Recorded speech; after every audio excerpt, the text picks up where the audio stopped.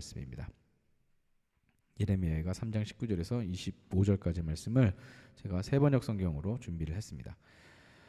없으신 분들은 요 같이 보면서 읽도록 하겠습니다. 내가 겪은 그 고통, 쓴 쑥과 쓸개즙 같은 그 고난을 잊지 못한다.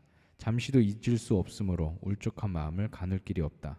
그러나 마음속으로 곰곰이 생각하며 오히려 희망을 가지는 것은 주님의 한결같은 사랑이 다함이 없고 그 긍휼이 끝이 없기 때문이다. 주님의 사랑과 긍휼이 아침마다 새롭고 주님의 신실하심이 큽니다.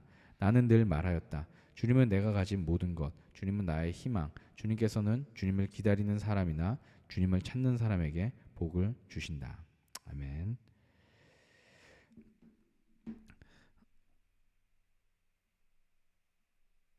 네, 오늘은 어찌하여 라는 이런 제목으로 오늘 말씀을 같이 나누려고 합니다. 제목이 왜 이런지는 설교 중에 나올 예정입니다. 네, 저에 대해 잘 아시는 분들은요, 제가 공황장애가 있다라고 이야기하면 많이 놀라세요. 네, 왜 목사님이 그렇게 공황장애가 있으세요? 전혀 그렇게 못 느꼈는데요. 이렇게 말씀하시는 분이 열의 열입니다. 네, 제가 굉장히 성격도 외향적이고요. 그리고 뭐 밝은 편이고, 그리고 이렇게 운동도 좀 좋아하고 활동하는 걸 굉장히 좋아해요. 그러다 보니까 뭐 저한테 마음의 병이 생겼다라고 하는 게 잘 어울리지 않는다고 사람들이 느껴지시는 거죠. 사실 근데 그렇게 생각되는 건요, 저도 마찬가지였어요. 저도 제가 공황장애가 있다라는 사실이 처음엔 좀 의아했습니다. 나 같은 사람이 어떻게 공황장애에 걸렸을까? 이런 생각이 좀 많았어요. 제가 뭐 겉으로만 다른 사람에게 보여지는 것만 그렇게 뭐 밝고 유쾌하고 이런 게 아니라 실제로 제 스스로를 생각할 때도 저도 굉장히 그런 사람이거든요. 저 혼자 있을 때도 굉장히 재밌어요. 혼자 있을 때도 굉장히 잘 놀고 재밌고 이런 사람인데 왜 제가 이런 공황장애에 걸렸을까라는 생각이 굉장히 많이 있었어요. 그래서 이런저런 이제 해답을 찾으려고 다양한 해석들을 좀 해본 거죠. 그래서 뭐 성경 안에서도 좀 찾아보고 뭐 아니면 다른 사람의 이야기도 좀 많이 듣고 뭐 책도 좀 보고 그랬는데 어떤 대답도 속 시원하게 저한테 다가오지 않았어요. 주로 이제 하는 대답이 뭐 하나님께서 어떻게 하시려고, 아니면 뭐 더 큰 꿈을 꾸게 하시려고, 아니면 이걸 통해서 어떻게 하시려고, 이런 것들이 있는데 처음엔 좀 납득이 되는 것 같다가도 나중에는 그게 꼭 의아한, 좀 썩 마음에 와닿는 건 아닌 거예요. 네. 그래서 어떻게 하면 좋을까?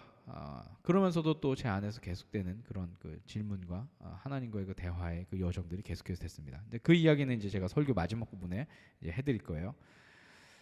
성경 속에서 큰 고난의 현장을 보여주고 있는 두 곳을 꼽으라고 한다면 저는 욥기와 예레미야, 애가를 꼽을 수 있을 것 같아요. 네. 욥기는 이미 다들 많이 들어보셨을 이야기죠. 당대 의인인 욥과 그의 가정에 엄청난 시련이 이제 찾아왔습니다. 그래서 한순간에 그 많던 재산이 다 날아가고요, 자녀들이 다 죽고 아내는 떠나고 그렇게 됐죠. 원인 모를 그 고난을 당한 그 욥을 향해서 그 친구들이 찾아옵니다. 그 소식을 듣고 찾아와서 이 친구들이 한참 동안 말없이 있다가 욥의 원망 소리를 들으면서 이제 자신들이 가졌던 경험과 지혜들, 철학들을 온갖 쏟아내면서 그와 함께 이제 대화를 해나갑니다. 그러면서 그 욥이 당한 고난의 그 원인을 찾아내는데 이들이 혈안이 되죠. 자, 그런데 이제 그것을 통해서 성경이 보여주고 싶었던 것은 하나님의 더 큰 그림 안에 인간의 삶에 놓여지고 있다라는 그런 내용인 것 같아요. 저는 이제 욥의 큰 줄기를 이렇게 보고 있습니다. 욥기는 이제 그렇고요. 그다음에 이제 또 다른 고난의 현장이 뭐냐면 이제 예레미야, 애가라고 하는 그런 성경이에요. 예레미야, 애가는 욥기보다는 더욱 실제적인 그런 상황을 보여주고 있어요. 욥기는 약간 우화적인 그런 이야기들이 담겨 있다라고 한다면 예레미야, 애가는 실제로 역사 속에서 일어났던 일들을 담고 있기 때문이죠. 잠깐 설명을 드리면 남유다 제국, 이 남유다 제국은 바빌로니아의 제국에 의해서 최소 3차례에 걸쳐서 큰 피해를 입게 됩니다. 결국에는 예루살렘 도성과 성전까지도 다 파괴가 되었죠. 이것은 우리가 잘 알고 있는 그런 사실이에요. 그리고 여기에 더해서 왕족들과 귀족들, 제사장들, 그리고 기술자들, 소위 엘리트들이라고 하는 사람들이 그 바빌로니아로 이제 끌려가게 됩니다. 이들의 수가 뭐 절대 다수였느냐, 그렇지는 않았대요. 이들의 수는 비록 소수였지만 그러나 그 나라의 리더였고 또 글씨를 읽을 줄 알았고, 이 글씨를 읽을 줄 안다라는 것은 굉장히 중요한 거였거든요. 오늘 뭐 대한민국이야 뭐 한 5% 이상은 다 글자를 읽을 줄 알기 때문에 뭐 글씨 읽는 게 대수냐 이러겠지만, 과거에는 이 글씨를 읽는다고 하는 것은 엄청난 권력이었고, 그 글씨를 읽는 사람으로 통하여서 문화가 전달되었던 그런 상황이었기 때문에요. 이 글씨를 아는 사람이 끌려갔고 남아있는 사람 중에 글씨를 아는 사람이 별로 없다라고 하는 것은 이 나라로서는 굉장히 절망적인, 남겨진 사람들로서는 굉장히 절망적인 상황이 아닐 수가 없어요. 그런 상황에서 이 예레미야 애가가 남유다에 남겨진 사람들의 삶을 우리 가운데 전달하고 있죠. 뭐 딱 예상되셨던 것처럼 그들의 삶은 굉장히 처참했습니다. 요즘 뭐 우크라이나에서 일어나고 있는 그 전쟁의 참상을 보면서 우리 모두가 분개하고 있는데, 당시 모든 것이 파괴된 예루살렘의 상황도 그와 같았을 것입니다. 어쩌면 좀 더 심했을 수도 있어요. 네. 많은 사람들이 학살을 당했고 여인들은 성적 폭행을 당했고, 그리고 그나마 간신히 목숨을 연명한 이들은 먹을 것이 없어서 죽음을 기다리는 존재들이 되었습니다. 2장 12절, 예레미야 애가 2장 12절의 말씀이 당시의 그 비참함을 이렇게 증언하고 있는데요. 이렇게 나와 있어요. 저 같이 말씀 띄워드릴게요. 아이들이 어머니의 품에서 숨져가면서 먹을 것 마실 것을 찾으며 달라고 조르다가 성안 길거리에서 부상당한 사람처럼 쓰러진다. 예레미야 애가의 기록자가 전하고 있는 그런 당시 사람들의 그 모습입니다.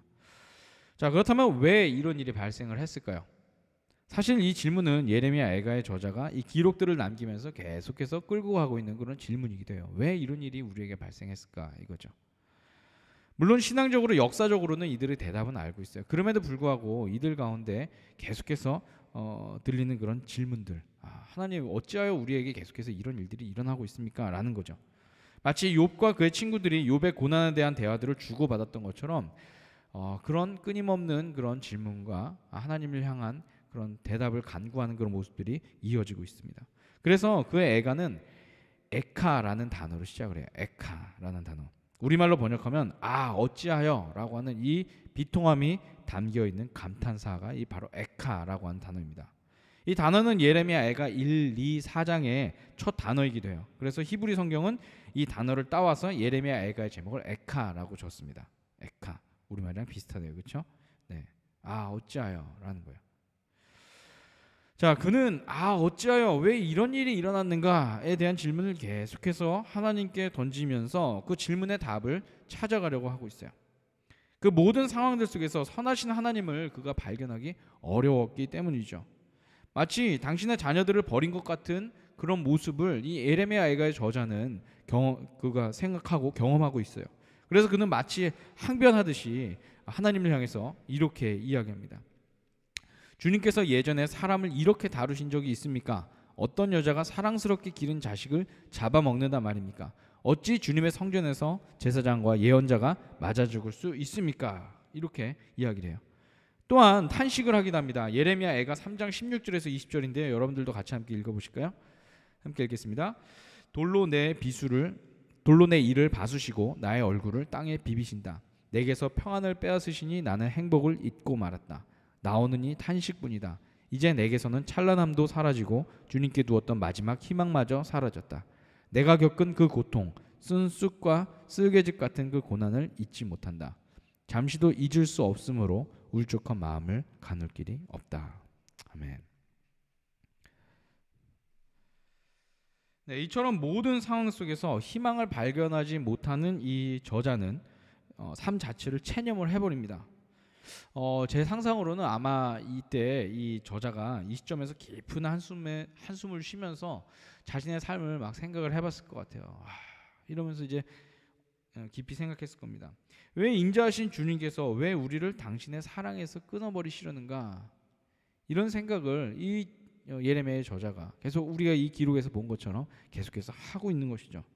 그런데 바로 이 질문을 계속해서 던지면서 얼마간의 시간이 흘렀을지는 모르겠습니다. 그런데 이 저자가 무릎을 탁 칠 만한 답을 얻게 됩니다. 예레미야 3장 21절에서 25절까지의 말씀, 우리가 오늘 읽었던 그런 말씀이었죠. 자, 같이 함께 화면 보고 읽겠습니다. 그러나 마음속으로 곰곰이 생각하며 오히려 희망을 가지는 것은 주님의 한결같은 사랑이 다함이 없고 그 긍휼이 끝이 없기 때문이다. 주님의 사랑과 긍휼이 아침마다 새롭고 주님의 신실이 큽니다. 나는 늘 말하였다. 주님은 내가 가진 모든 것, 주님은 나의 희망. 주님께서는 주님을 기다리는 사람이나 주님을 찾는 사람에게 복을 주신다. 아멘. 네, 그 상황을 바라보며 생각할 때는 주님이 한없이 멀게만 느껴졌죠. 옆에서는 아이가 죽어가고 있고요. 심지어는 그 죽은 시체를 이 사람들이 먹을 것이 없어서 그것을 먹었다라고 하는 그런 이야기들도 있고요. 아이는 어미의 빈젖을 빨다가 결국 굶어서 죽는 그런 모습들, 여인들은 성폭행을 당하고 있고 사람들은 길거리 아무데나 쓰러져 있는 그런 모습들, 이 상황을 보면서 예레미야 애가의 저자는 주님은 과연 어디 계시는가, 주님은 우리와 함께 하시지 않는가, 주님은 우리를 버리셨는가, 더구나 무너져버린 그 성전을 보면서 이들의 마음은 더욱 처참했을 것 같아요. 그런데 주님을 생각하면서 이 모든 상황을 다시 보니까, 즉 주님의 관점으로 이 모든 상황을 다시 보니까 그것들이 결코 우리를 하나님으로부터 떨어뜨릴 수 없다라는 사실을 이 예레미야 애가의 저자는 다시금 발견하게 되었다는 것입니다. 그래서 오히려 희망이 생겼다라고 말을 하고 있죠. 22절의 말씀을요, 히브리어 원어로 보면 이렇게 나와요. 우리는 끊어지지 않았다. 주님의 한결같은 사랑이 다함이 없고 그 긍휼이 끝이 없기 때문에 이 말씀을요 보면은 그 의미 안에는 이런 게 있다는 거예요. 우리는 끊어지지 않았다. 당시 많은 사람들이 우리는 하나님으로부터 끊어졌다, 은혜로부터 끊어졌다, 우리는 더 이상 하나님께로부터 받을 것이 없다라고 말할 그때에 늘 예레미야 저자가 주님의 그 입장에서 다시금 생각해 봤을 때 우리는 끊어지지 않았구나, 주님은 여전히 우리와 함께 하시구나, 우리는 여전히 하나님으로부터 끊어지지 않는 그런 존재들이구나 라는 것을 발견하게 된 거예요. 그리고 그런 그의 믿음의 고백이 주님의 신실하심을 다시 발견하게 하였죠. 없던 희망이 새로 생긴 게 아닙니다. 어느 날 뚝 하고 떨어진 게 아니라요, 이미 이들 안에 존재했던 하나님의 그 희망을 이들이 다시금 발견하게 된 것이죠. 이미 앞서 말씀드린 것처럼 저 또한 공황장애 초창기에 끊임없이 저의 상황을 보면서 하나님 어찌하여 제게 이런 병을 주셨습니까? 라고 이야기를 했어요. 설교하러 올라갈 때마다 긴장이 되고 어디 갈 때마다 이렇게 몸이 위축이 되고 이런 그런 상황에서 어찌하여 하나님 제게 이런 병을 주십니까? 라고 계속해서 저는 당연한 듯 질문을 드렸던 것 같아요. 사실 누구나 그럴 수 있을 것 같아요. 어쩌면 지금 병상에 계신 분들 모두도 아마 그런 생각을 하시겠죠. 네, 어찌하여서 저에게 이런 시련이 있습니까? 어찌하여 제 건강이 이렇게 악화되었습니까? 이렇게 말할 수 있겠죠. 저 또한 공황 상태가 올 때마다 죽음이 저를 덮는 것 같고 하나님과 단절된 것 같고 내가 말하는 믿음으로는 그분께 다가갈 수 없다고 생각할 때도 계속 있었어요. 그러니 답답해서 왜 이런 병 주셨냐고 질문하기도 하면서 항변하기도 하면서 그렇게 살았었어요. 그리고 제 안에서 나름의 이유들을 찾아가려고 막 애를 썼죠. 근데 제가 10년이 넘는 시간 동안 이 공황장애를 갖고 있으면서 그리고 하나님 앞에 그렇게 질문과 항변을 하면서 제 안에서 내린 대답은요, 결국은 이거였어요. 모른다. 왜 이렇게 왔는지 모르겠다라는 거예요. 물론 의학적으로는 설명할 수 있습니다. 제 신경계통에 이상이 있어서 이런 병이 생겼다라는 것은 설명을 할 수 있어요. 그렇지만 그것을 우리가 신앙의 눈으로 봤을 때 과연 이것이 나한테 왜 생겼는가, 왜 하나님이 나에게 이런 병을 주셨는가, 왜 사랑하는 자에게 이런 병을 주셨는가라고 했을 때 대답은 모르겠어요, 이거예요. 네. 천국 가면 알게 되겠죠. 하나님 만나면 알게 되겠죠. 근데 그게 이제 더 이상 저에게 큰 짐이 되진 않습니다. 모르는 게 답답하지 않아요.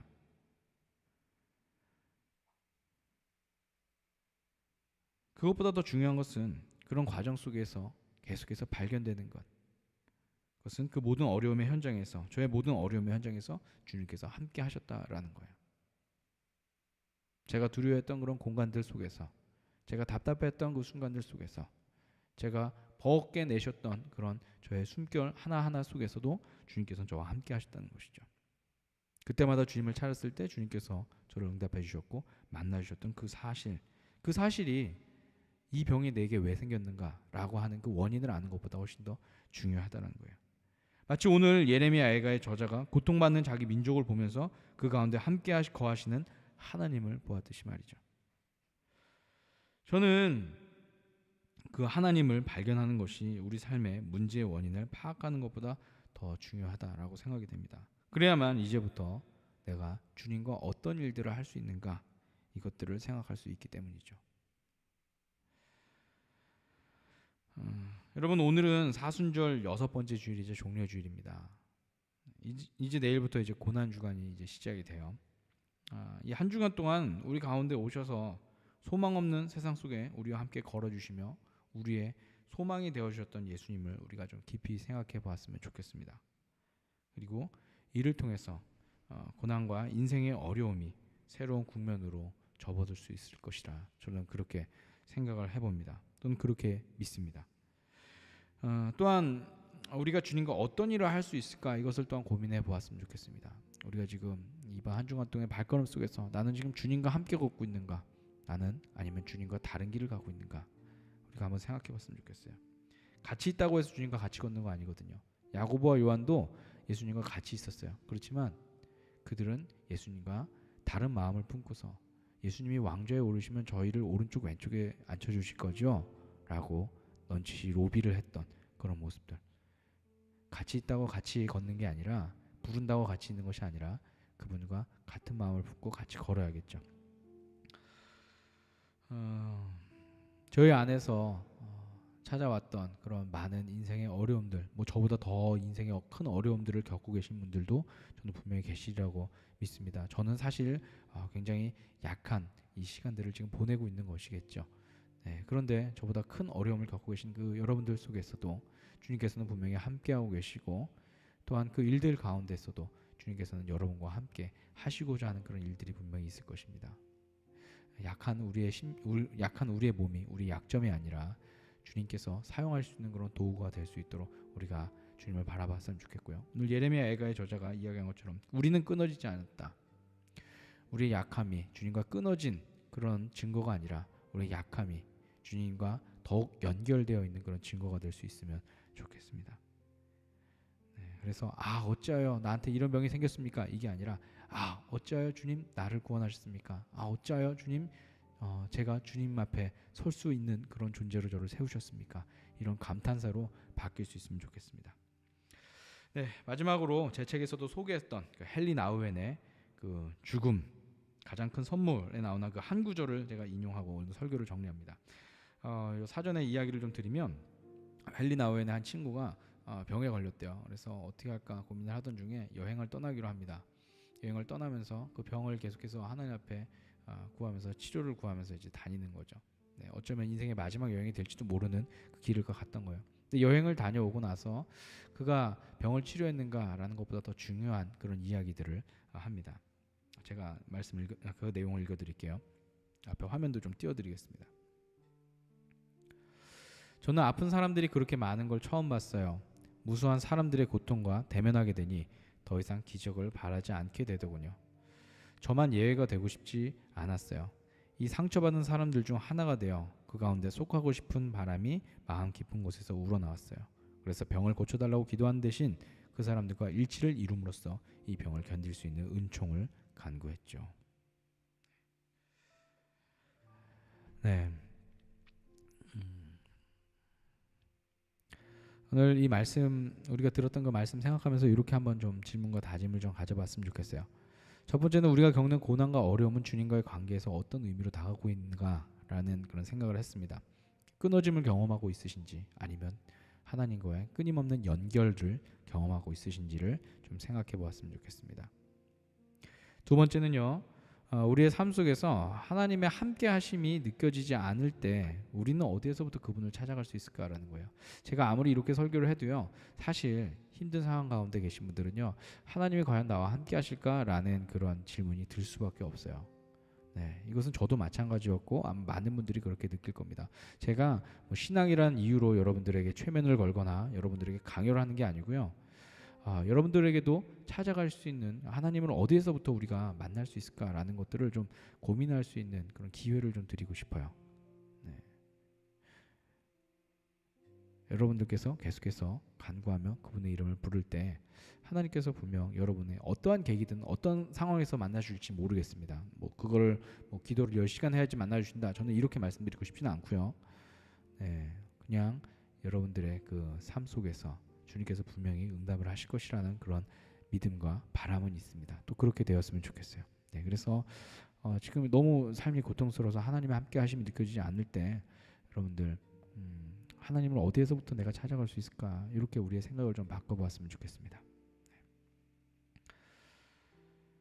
네, 우리 오늘 그 말씀 들으시면서 혹시 받으셨던 은혜들 있으시면 채팅창에 자유롭게 남겨주셔도 괜찮습니다. 우리 유튜브 여행님 들어와 주셔서 감사합니다. 네, 오늘 이제 저희 매주 이번 시리즈 하면서 사실 마찬가지였는데 매주 저희 함께 나누는 그 공황장애를 가진 크리스천들의 모임, 그 방에 계신 분들이 많이 오셔서 같이 응원해 주셔서 너무너무 감사합니다. 네, 오늘로서 사실 이 공감하시네라는 시리즈는 이제 마치고 다음 주는 이제 부활주일이니까요. 또 다른 이제 말씀으로 우리 같이 나눌 건데요.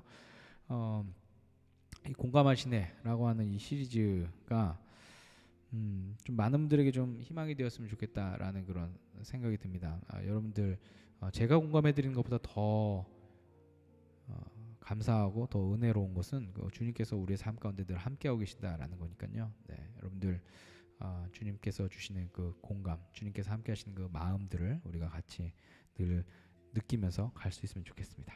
네. 자, 오늘은 제가 찬양하는 게 아니라 제가 여러분들과 찬양하는 게 아니라 우리가 잘 아는 찬양이죠. 누군가 널 위해 기도하네라고 하는 그런 찬양이 있습니다. 네. 이 찬양을 우리 같이 함께 나누면서 말씀을 정리해 봅니다.